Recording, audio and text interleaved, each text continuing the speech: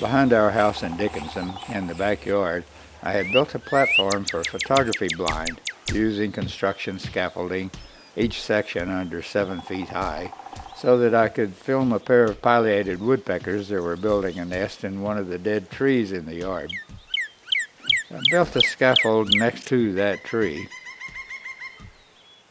With 10 sections of that scaffolding needed, the climb was 70 feet to get to the blind.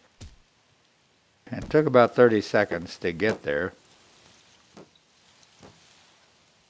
I had made a simple frame of aluminum bars and fitted a burlap covering over the frame with an entrance on one side and a peek hole on the other side for viewing and filming the birds.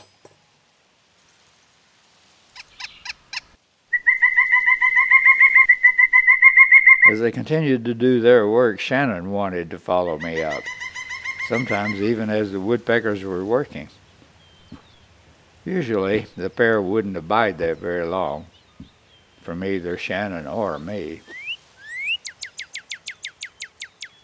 Occasionally, though, I could film them because the impulse to prepare a new nest was so strong for them, both male and female doing the work at this stage, one working while the other would go off to feed.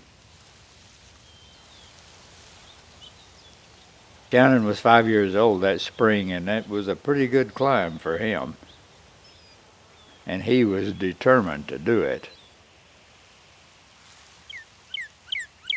Climbing for him was a bit of a challenge at first, but he got the hang of it, so to speak, and made his way all the way to the top without too much hesitation.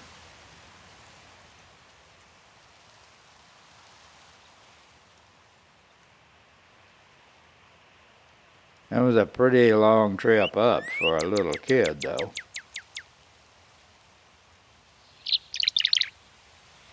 At the top, he could quickly pull himself over onto the platform and into the blind. The instinct to build that nest hole kept the woodpeckers coming back to it. The birds were working pretty steadily, but not when Shannon was there, so he didn't last long.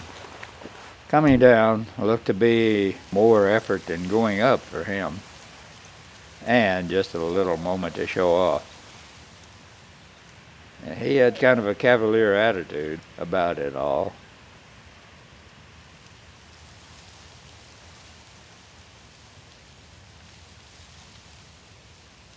And teaching his 5-year-old body the ergonomics of how to coordinate the pull of gravity with the footholds that he could find.